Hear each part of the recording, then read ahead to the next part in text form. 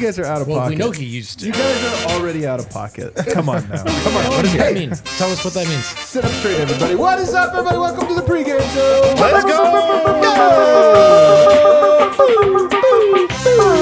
Presented by Bet365. Never ordinary. Not once. Not once has it been ordinary. Never. Bet365. Download the app right now. Use promo code DNVR. Later in the show, Dev's going to make us rich beyond our wildest dreams. Nuggets are in the Western Conference tonight. They had to head out west to Memphis to take on the Grizzlies. Memphis, who should be in the East. You get it? Yeah. They had to go west to play Memphis. The Grizz tonight, a little bit of a shorthanded Grizz. We're going to talk about Xavier Tillman, the Jokic stopper. At least I say that ironically, but is he? Maybe he is. I don't know. Emmanuel Mudiay. Do you guys remember Emmanuel Mudiay?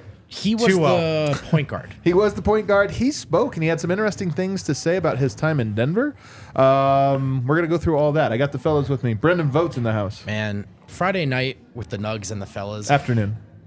Afternoon, excuse me. Is it the season yet? Is it the on-season? I told Kale before the show, if I could handpick one thing to do with a Friday afternoon, it would be watch the Nuggets with the fellas. Wow. That's awesome. Are you trying for a raise right now? First of all, yes. But I meant that. He's like, I'd hang out with Adam. Yeah. Brandon Spano, what a guy.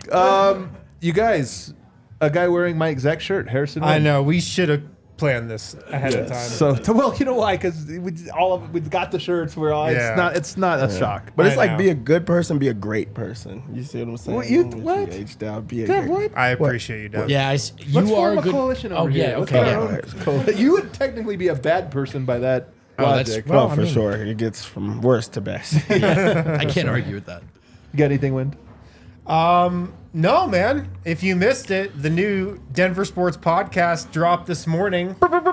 Me and Andre Miller chopping it up. Yeah, who's your co-host? Is it Andre Miller? Me and Andre Miller, man. Oh, there you go. Yeah, it was a good chat, though. I liked it. Look how far you've fallen. Now you're down here with us. And then over there, Superstar Dev. I'm excited to get to the portion of Mudiay speaking to media. Really? That's what I'm excited to see on this. We never got to hear it. Yeah, that's so true. That's so true. Never we will get to all that. But instead, right now, Denver goes on the road for the first time tonight. They are 1-0. They're going into a Memphis team that is 0-1. What do you got for us, Wind? Yes, the Grizzlies are 0-1. They lost to the Pelicans, 111-104 Pelicans. the other night. They were victims of the Matt Ryan fourth quarter explosion or second half explosion. I don't really know what he scored, but my guy, I'm Matt assuming Ryan. it was in the second half. You know, it was you, first of all, so stop. He scored a basket he played real minutes. He won them the game. He was probably the king of the game. Like, if you were doing a king of the game, he was probably the king of the game. It's about to be a long day for Memphis if that's the case. But the Grizzlies are 0-1, and they are very shorthanded tonight, like you were saying, Adam. John Morant, Steven Adams, Brandon Clark, Luke Kennard, Santi Aldama are all out for them. Look at Dev. Luke Kennard is the only one of those guys who played in the opener. Those other four have just been out. But they're super shorthanded. Luke Kennard, by the way, probably in their top 6, so that's a major loss. Care to comment, Dev? What a team. This is going to be fun. The Nuggets have a pretty clean injury report. Just Vlatko Čančar and two-way player Jay Huff are out. Okay. Grizzlies in their opener, they did lose, but Desmond Bane had a big night. He had 31, 11-22 shooting, 5-10 from 3. I mean, he's really all they've got right now, so he's probably going to try to go for that again. And then David Roddy erasure, but that's fine. Replacing Steven Adams in their starting lineup is the aforementioned Xavier Tillman, who had 17 and 12. He's a good player, in man. the opener. Marcus Smart, he is starting for John Morant, and off the bench they've got David Roddy. Let's go. Jake LaRavia, who still has the cleanest jumper that I've ever seen in a pre-draft workout. Yeah. And Derrick Rose. Did he play in the first game? He did. He did. He's playing tonight, too? Dev's back in on the Grizzlies. I can't wait. Definitely he's back in on the Grizzlies. I can't wait for that segment tonight. Vote. Can I tap in really quick with one extra game note? Just a quote from Michael Malone. in Memphis. It's great to have guys like Justin, guys like DeAndre, who understand that right now we're going to play our young guys. And while they're going to end, they're going to stay ready and be pros while awaiting their opportunity. Man. It's a fairly forward quote. I mean, Man, that's a lot. I mean, we can kind of see that happening, and he said as much with regards to Peyton in practice, but it's just explicit enough that I thought it was worth mentioning. Dev, do you think this is like your girlfriend or somebody says like something like, I'm so lucky I have a man who'll take out the trash when it's full, and you're like, oh, is the trash full? That's like a way you're giving a hint. You were through just the so compliment. lucky that your guy just sits there and he gets to actually take out the trash. I would love it if someone took out the Right. trash. Do you think that was Malone's he way of cooks? being like, that's his way of telling his team? Absolutely. He does it, especially with the young guys. He does it through the media. Like, he knows how to motivate you in different ways. It's like you gotta work hard. You gotta, do these things. And he's not saying it direct to you, but the writing's on the wall. Yeah. Michael Malone's out to erase all narratives early on this season. Only plays young guys. He never plays young guys. Well, he's only playing young guys off the bench this year. That's so true. Playing the starters more minutes than usual. I mean, up is down, left Well, is he's right. watching the show like they think they've got me figured out. I love that idea. He's gonna zig. What are you looking for tonight, Vote? Man, what a question. I guess it's got to be the bench. I mean, given the starters being the caliber of unit that they are and Memphis missing who they're missing, you just got to go right to the bench. The starters presumably will win these minutes. And does it look the same in terms of you can see what the vision is, what the blueprint is with those guys on the floor, switching, mucking it up? Can it look a little better in the second stint? And then, just at the points of interest, Peyton, Zeke, do they look as good as they have? Do you have to wonder about Justin and DeAndre playing? So it's the obvious answer, but you asked me first, so I'm taking the bench. Deb, what about you? What's something you're looking for? I just want to see if Jokic puts up another masterclass. Like, he's right now is the in the lead for the MVP. He's in the conversation. Again, he's in the conversation. Wow. I'd love to I hear just it. want to see if we're going to see another physical Jokic I've got where him he's fifth. just dominating in every single facet, especially offensively right now. If he starts the year out like this, it can't get worse. He's already starting and showing that I'm going to score every single time down. So I want to see if that's another thing that he adds on. And really, I think that it's perfect what we're seeing. In the preseason, he went up against guys that he wanted to attack. He started out the year going against a guy he wanted to attack, and now they have Triple J, who's a really good I think it just sets him up to just be like, hey, I'm going to just destroy everybody. I want to see how quickly Yoke can foul Triple J out tonight. Man, it could Three be quick. quarters? Could it be 3 quarters? Could happen. He had 5 personal fouls in the opener. Did he really? Yeah. That guy really does foul nonstop. He really does. Yeah, and now we're going to see Xavier Tillman. Yeah. The Jokic stopper. Hey, don't get ahead of ourselves. Wind. I'm going to say Peyton Watson. Okay. He's probably going to be my most popular answer all season. Probably. But I felt like Michael Malone called him out a bit at practice the other day when he said he felt like he came into the season like his rotation spot was locked down, and felt like he had a positive game in game 1. I mean, I just want to see what he does again tonight. Yeah. Peyton Watson's a good one. I do think that Michael Malone is trying to light a fire under him. Absolutely. And he's playing an interesting game right now because he played Peyton and criticized Peyton.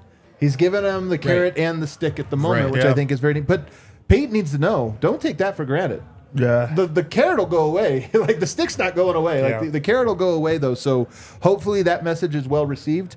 And tonight's a great opportunity because there's some good players on that bench, but it's not a great bench. This is a chance for Peyton Watson to make an impact in that game. But speaking of the bench for me, Zeke Naji That's his versus name. David Roddy is such an interesting matchup. Kind of for me. rhymes, too. That's why I tripped up on it. I tripped up over here. David Roddy's got that dog in him. You know what? He's got that dog in him. Yeah. And that's one of the things that we want to see from Zeke. Like, you got to go up against guys that just play bully ball. David Roddy's a bully. He's like my height, only wider. He's like wider than me.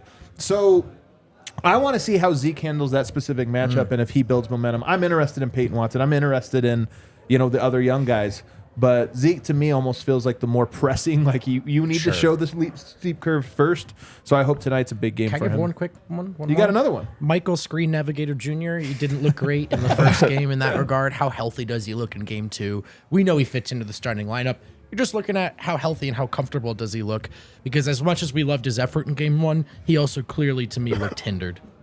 You've been so in your bag lately, man. You're on a little bit of a run here. You know the season started. It's time to lock. Michael's screen. Xavier Jr. I'm actually sorry for that. No, don't be sorry. Originally, it was just words that start with a P. Yeah. Now it's this is the range. Wait till he throws a full court pass and I tweet Michael Penix Jr. because it's coming. That is going to be a banger. That's good. It's going to be an absolute banger. That's good. All right, let's move on to our next segment here, which is Jokic. Yes, he went up. He had a very nice game in game 1, but that was against Anthony Davis. We know that's a matchup that he feels comfortable with. Potential defensive player of the year. That's a matchup that's kind of easy for him. By the way, somebody pointed it out to me. I think it was Grace on Twitter that when Jokic does one of the up and unders and gets the easy layup, Jamal's on the bench and he sits up and goes like this and then stomps it. He does a full on, he's too little and then stomps it. By the way, as a short guy, the stomp is like That's too much. This is okay. How do you feel about this one? The stomp feels violent. That one I've gotten before. To me, that's the What was ultimate. the context? But it's nothing to do with basketball. Nothing to do with basketball. That was the joke, so thank you, Win. But yeah, the stomp just feels a little too much. Yeah. All right. Well, hopefully Anthony Davis feels the same because I mean, look, 2 peas in a pod. You know? But anyway, that's an easy matchup. A much harder matchup is or has been Xavier Tillman. I don't know why. Xavier Tillman does remind me of Wendell Carter for some reason. I don't know why. They both have the same energy or something. I think it's because they both look young and old at the exact same time. That's really what it is. It's so true. There's nothing more to it, really. I promise. It sounded like he was about to go into a deep dive. No. Wait, have we gone through the stats and seen that Jokic has bad games against them? I'm more of an eye test guy. Oh, this is off the eye test. Yeah, it's off the eye. I mean, in all sincerity, though, he's only gone against him, I think, twice in his life. Right. But, it is one of those guys that's like, all right. So I wanted Dev to put together a list of Jokic stoppers.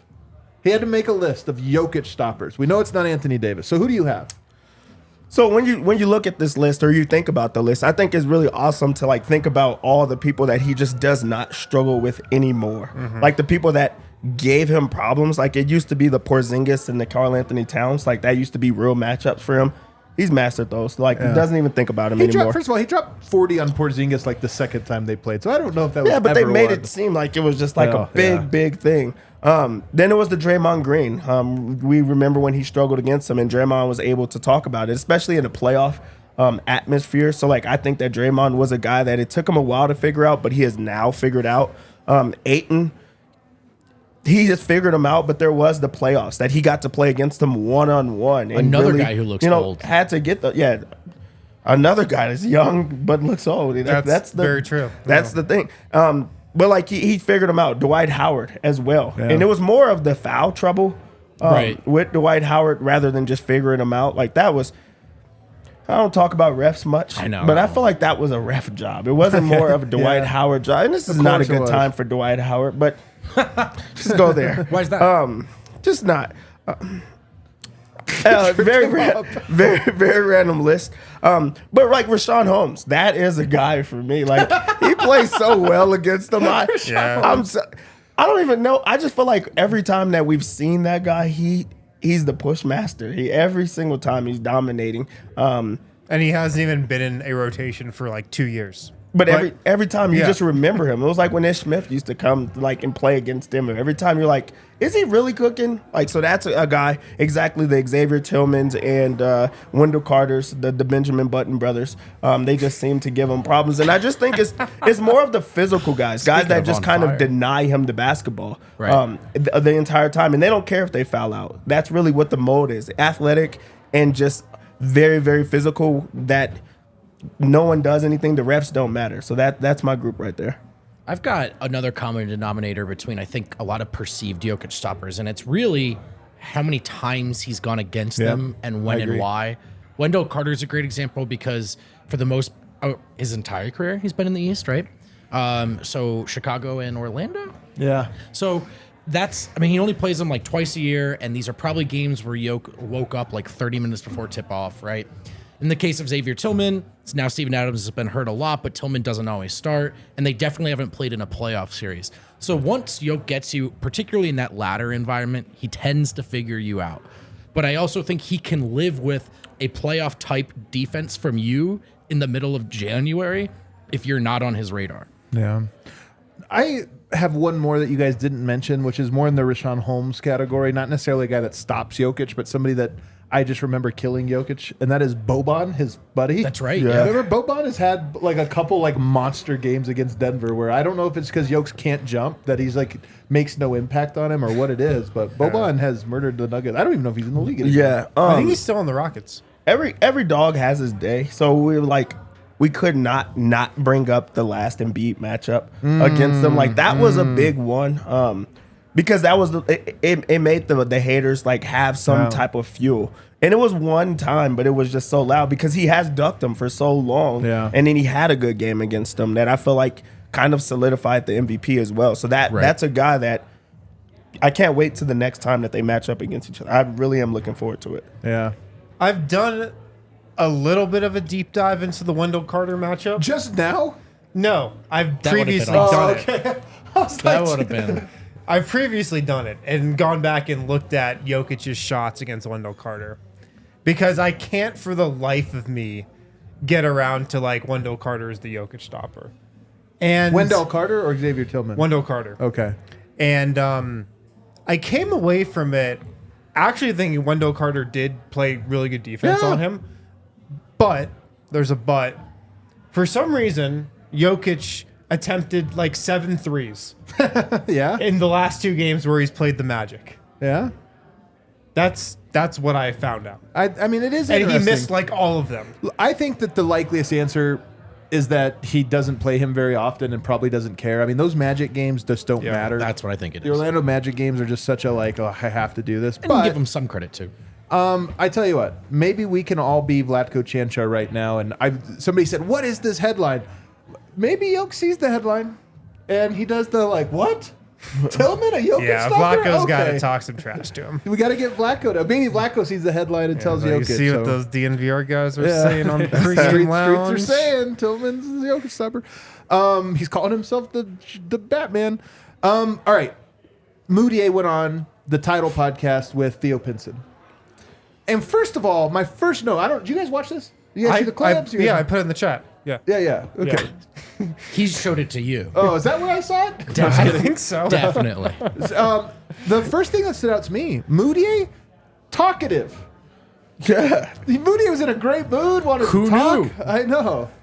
Yeah. You wanted to get here. I threw that one to you. I was really shocked about how outspoken he was, but also it was like humility. Like he was able to admit like I was not in the right headspace. I was not in the right environment. And that's why things didn't work out. He didn't just play the blame game the entire time, but it was more of a like I needed a leader. I needed, someone to be there. And he even spoke on the Jameer Nelson and like wanting to still play and not just having a guy that could have took him under the wing and just took him there. So that was like a big point for me where I was like, oh, okay, this is kind of crazy that he's open about that. Yeah. Yeah. I mean, it's easy to forget now. He was 18 years old his rookie year. Yeah. And did not go to college. And did not go to That's a college. good point, Dev. Didn't really go to high school. Yeah. He went to that prime prep academy that was ruled not a school. Don't Google it. Yeah, and he was open about like I did not really learn basketball. I did not know basketball. He played in He's- China for 1 He's like, year. I went off of straight instincts and like talent, but I didn't learn how to do a lot of things that people are able to do now. So like, I do love that he was open about that. And he even talked about like having big games despite not knowing a lot. So I like the openness, really. Yeah. But he was so soft-spoken as a rookie and so shy and so reserved.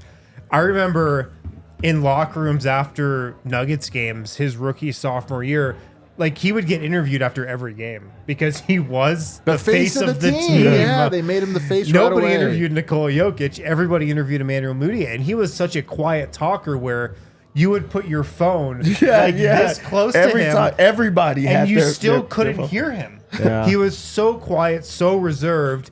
And now he's 27 years old. And it was actually cool to see him kind of how he's grown and come into himself and just kind of talking about hoops again. So it was a cool watch, but it's interesting to see how far he's come. Yeah. Another thing that stood out, I almost had a different read on it, Dev. I mean, I did come away from the interview kind of feeling very sympathetic with him. I mean, you think about the prime prep experience. Well, first of all, you think of his childhood and what an experience that was. Mm-hmm. He comes over, gets into prime prep academy, and then loses eligibility to go to SMU and play for Larry Brown. Yep. And he talks about, I wish I would have been such a better player if I went there. And by the way, I believe him. I think most certainly. Instead, he goes to China at the time, which is not a traditional route. Like, if a guy's going to go to Europe or go to the G League or something like that, that's the thing. But going to China is like a pretty big cultural difference, even more so than just Europe. Scouts didn't know what to do with it in terms of drafting him, right? And from basketball standpoint, it's like, yeah, this basketball is not easy to translate, man. It's very different. So he goes to China and then makes his money, by the way, and he mentions this on the podcast, that when he comes back, he's like, I had money, so I wasn't worried about money. I had already made enough to be set. I was wanting to land in the right spot, this or that. And the thing that stood out to me was him saying he did not think Denver was a good spot for him. And herein lies my read on Emmanuel Mudiay. And I try to look at this with very like compassionate eyes, right? He's talking about there were no vets here that wanted to train me. Jameer Nelson wasn't here trying to be a vet. He told us that, by the way. Very clear. Outspoken about that. I'm not here to help young and along. I'm here to play. So I think there is some truth to this, but at the same time, he did come through in an era where a lot of other players did make it through. So I listened to that, and I just listened to all of this, and I process it, and I go, I feel bad for Mudiay because I don't know that he necessarily Tim Conley said something that always stood out to me about Will Barton, where he said, I told Will, you can't wait for the right situation. Like, very few guys get the right situation. You have to make it the right situation. In the NBA, you get 2, maybe 3 chances total, and then you're out. And I think with Mudiay, that's kind of what I heard when I was hearing this, him talking about it wasn't the right fit, it wasn't the right situation. And I'm thinking he's probably right in some capacity, but other guys did make it work, including a point guard in Jamal Murray who was coming through. And it made me sad almost hearing that, because it did make me think, man, I don't know that he got out of this. And then he talked about at the end he didn't even like basketball anymore. Like, he kind of lost the whole art. Well, I mean, the confidence and love for the game part is really, I think you're right that the idea behind being a top pick is that you transcend those potential limitations where a role player might be, their success is probably contingent upon the scenario. But you do think about how many guys who are who they are or aren't who they could have been just because of a situation, what it does for their confidence, their love of their game early on in the process, versus guys like Christian Braun who get to join Denver. And do you think Christian Braun's love of the game or confidence was dented by his rookie year in any way? Probably the opposite. So it's just interesting to see how many guys take off, don't take off, make it or don't, just because of the situation. But to your point, the idea behind being a lottery pick is that you push through and break through that barrier. Yeah. Anything else on Mudiay that stood out to you guys? He called Jokic Larry baby Dirk. Yeah. Yeah, he was another one who says he knew this was how good Jokic was. Right.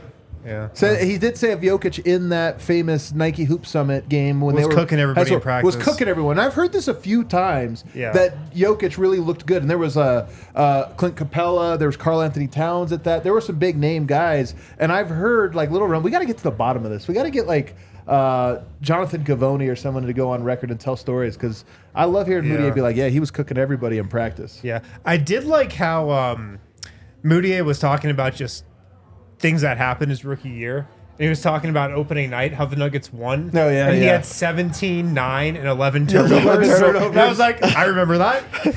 Theo Pinson's great, too, because he just bursts out laughing. Yeah. And he was just keeps saying, he's like 11 turnovers is wild. But then Mudiay also said, when I had however many points it was against Boston 20, in the first quarter, like 26 or 24 and or I something remember like that game very vividly, too. Yeah. So it was fun to look back on those memories. All right, everybody, let's open up the DraftKings Sports. Or I'm sorry. I did it. I just said I'd never do it, too. Bet365, That's Never what I heard. Ordinary app. Let's open it up, and let's let Dev make us some money. The line moved. It's money to be made.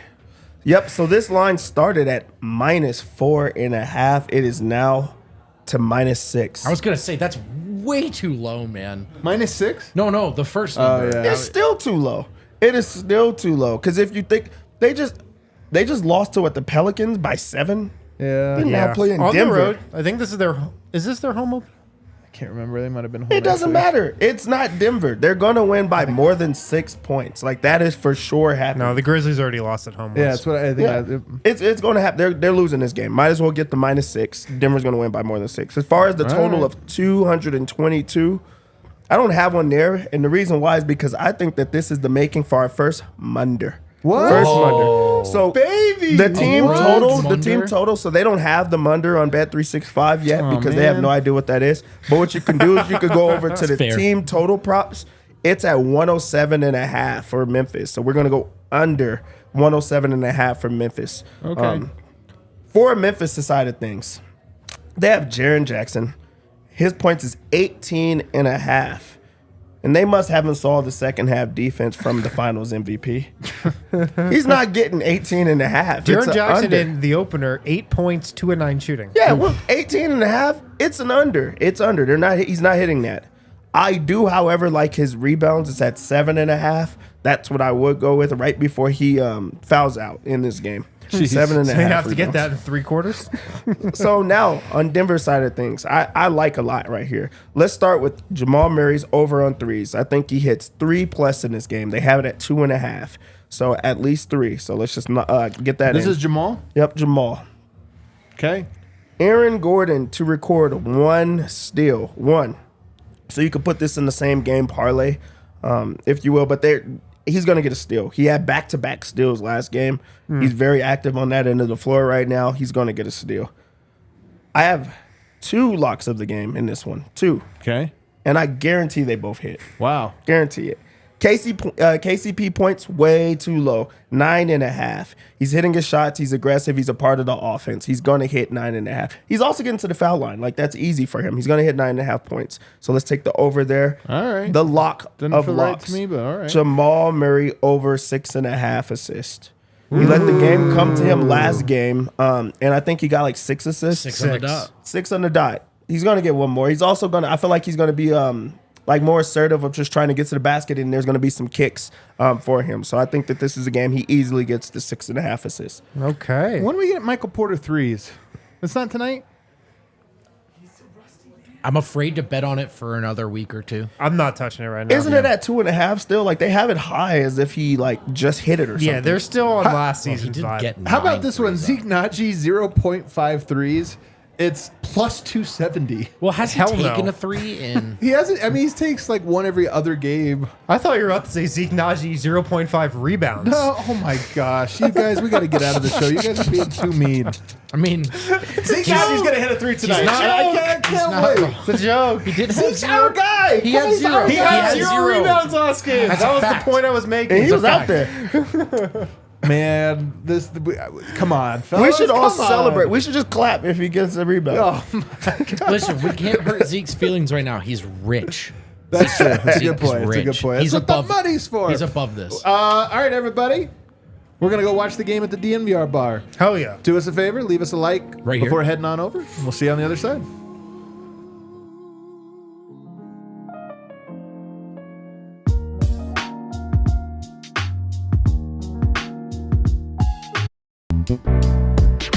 We all silly like the mayor.